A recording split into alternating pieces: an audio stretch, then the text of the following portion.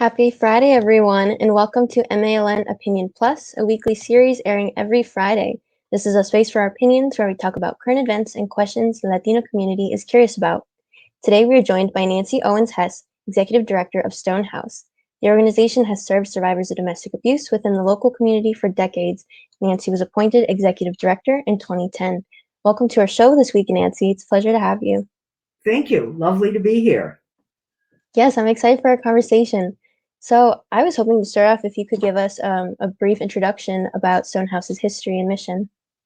Well, Stonehouse has been around for more than 40 years, and it began as a group of women who were had been in mental health programs, and so they wanted to have what in the olden days we old folks used to call a commune.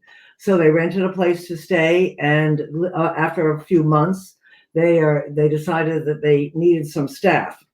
So little by little, Stonehouse has grown.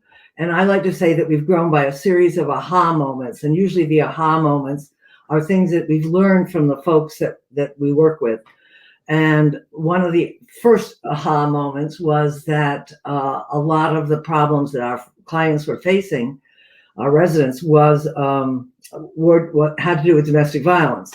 Mm-hmm. So that's why that became a critical piece of our work. And since then, we have had lots more aha moments. Some had to do with inclusion. That yes, we didn't want to. We wanted to be able to include a woman and her children, even boy children. And then we wanted to include men who have been victims of domestic violence. And then we wanted to make sure that we were including trans folk. So most aha moments come from our clients telling us what they most want us to do next.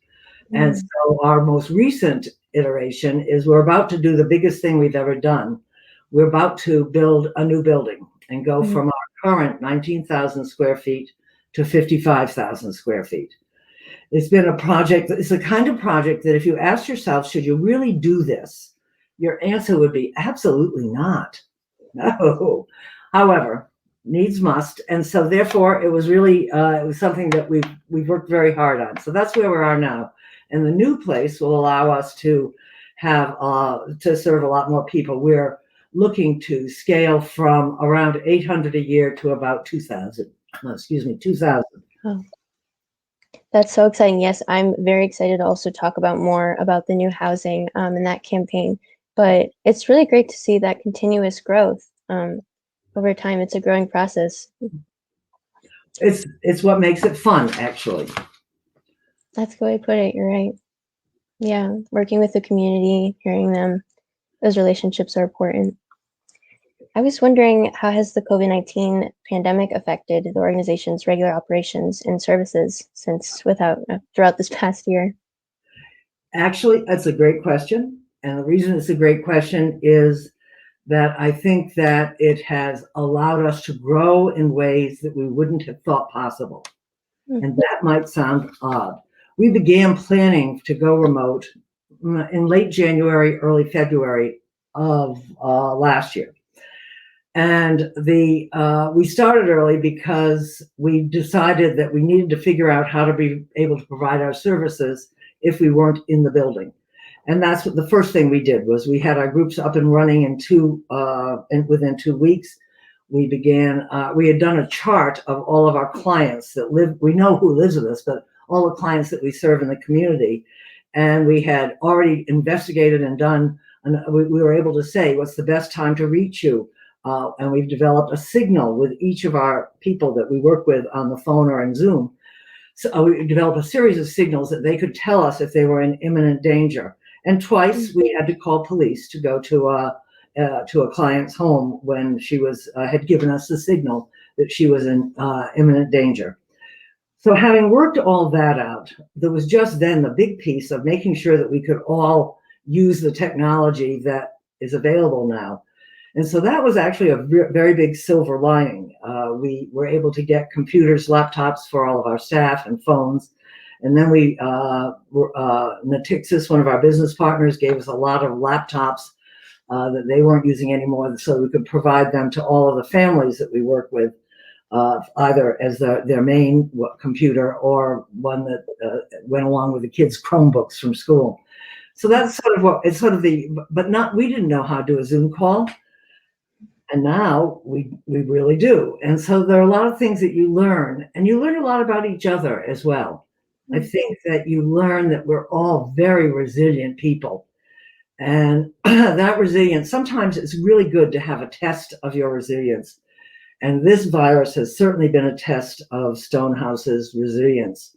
And I think we're going to be, I think we'll get good grades. That's a great perspective to put that. Yeah, you're right. That's great to hear though, have you basically have had to adapt. Along with that question, as someone with your expertise, I'm wondering how has, the different ways how has the pandemic seemed to commonly impact survivors of domestic abuse, such as what greater threats could it pose? Well, I think the primary one that you hear about a lot is that with everybody staying home, most of our community clients, therefore, are often living with the person who is their abuser. So that's it's made it somewhat more dangerous. Also, some of the places where you find out what's going on don't exist or haven't existed. School is where we hear a lot about our kids if a problem. Visits to doctors or things like that. When everything closed down, we had to begin to figure out ways to contact all of our clients more often or more regularly, so that we could make sure that nothing was slipping through the cracks. And that's been, I think, the biggest challenge for us as an agency. Right. And so how have you adapted to those needs, including that? How have you been able to sort of go through that gap? Well, Zoom. Zoom is wonderful. We use a lot of that for all of our groups, and then we have and by telephone. And I think that during this pandemic, Stonehouse has also just had the time to rebrand, and we have a new name and new logo. We're in the middle of a strategic planning. We have reorganized our organization so that when we move, we will be a different organization. And we also have taken the time to have a racial equity project that we worked on with the Boston Public Health Commission. A lot has gone on in this year, a lot that we've had to share about inequities of all sorts. And it's been really good for our organization. And it's led to changes. We never would have thought when we were building our building before COVID that we needed to even think about health. But now we realize when we went out, one of the things we realized right away was that a lot of our clients have a variety of health issues that make them rather fragile when you're talking about COVID. So we can help fix this, because in the new building, we're going to have a small health clinic so that people don't have to take 2 buses and walk 3 blocks to get their blood pressure taken, or to see if their diabetes is acting up, and all the stuff that we began to worry about when we didn't have day-to-day contact with our clients. And also we realized that some of them were in even a more dangerous relationship to the virus. We've been very lucky in terms of we've only had one resident that has had and we had developed a quarantine plan. So everything has worked out. But you learn a lot when times are tough. And health inequities was a big one that we learned. And the other one was educational inequity. It's been hard for a lot of our moms to have to do their job while having lots of children around, or any child around. And it's been really hard for a lot of our residents as well. So I think that sometimes if you figure out what the hard things are, you can programmatically address them. We won't think of all of them, but the way it works, we will have another biblical event, and we will figure out new lessons from that. Absolutely. That's a great way to put it. How is the organization currently operating under COVID-19 restrictions in serving the community, such as, viewers looking at this right now? We're talking about all these changes coming up, but how about right now? Is it I'm still sitting in a dining room in New Hampshire. So, right. Really, that is very different. We have a lot of people are just working remotely, and that's worked fine. We have a lot of touch points during the day, so we've been able to stay on top of all the stuff that organizations have to do, paying bills and looking for money and all, and reorganizing. We also have a 24/7 staff, and we have not had any problem filling those shifts. And we do have some people that are working at the office. Our old building where we are now is it's just not very friendly because the reason we're moving is that we had 3 people doing office. So clearly that would not have been something that worked. But we've been able to do the work, usually with a lot of remote work and judiciously placed work in the building.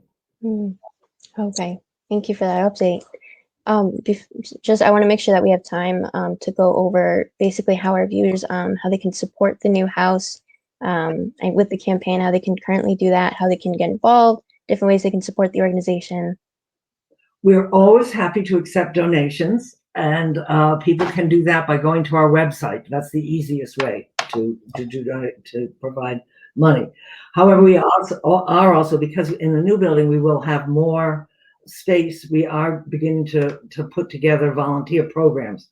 So if people have an idea of something they'd like to share with Stonehouse, we will have the space to be able to do various things. So for example, we right now have an art committee, and the art committee has branched out, so they're now doing by Zoom, but we could do them in person once we can. They did a couple of people came in and did things, how to make something to eat, and there was something that some kind of scrub that looked good enough to eat. So things like that. We're always looking for people that have an idea that we haven't thought of, and we would really welcome volunteers to help us with that. And before we go, are there any other updates, messages, or resources that you'd like to share with our audience? Well, we are hoping to move into our new building in August. We'll cross our fingers, yes. In August, and we probably won't be able to have an open house for a bit, but when we do, we hope all of our new friends will come and visit our new building. Absolutely.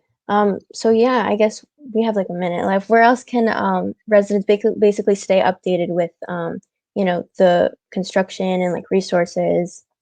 Most of that is on our website, and so you can find it there. Though I will be honest and say we're about to have a new website. That will be up. I'm not exactly sure when, but we are in sort of mid planning for the new one. But that's usually where you can find current information and phone numbers or places to call or that sort of thing. Okay, beautiful. I'll be sure to add. You can actually see pictures of our new building if you go to YouTube and go to storiesofstrength.org and Stonehouse, or just put in Stonehouse and see what comes up. But we just recently did an event that has where we honored one of our residents, one of our former clients, and Stacey Abrams, and so that is available with pictures of the new building. Okay, that's very exciting. Thank you for sharing that. We'll be sure to add those links in. Okay, thank you. Of course. So thank you so much for your time and your expertise and talking with us, Executive Director Hess, and for being our guest on MALN Plus this week. Thank you. You have a wonderful site. I've had a good time looking at all the other opinions. Oh, I'm glad. It's amazing to add you to our series. It's a pleasure. All right. Thank you. So thank you, everyone. Please tune in next week for another episode. You can follow us on Twitter at MA Latino News and Instagram at MA_Latino News. I'm Belen Dumont with MALN Opinion Plus, and I will see you all next time.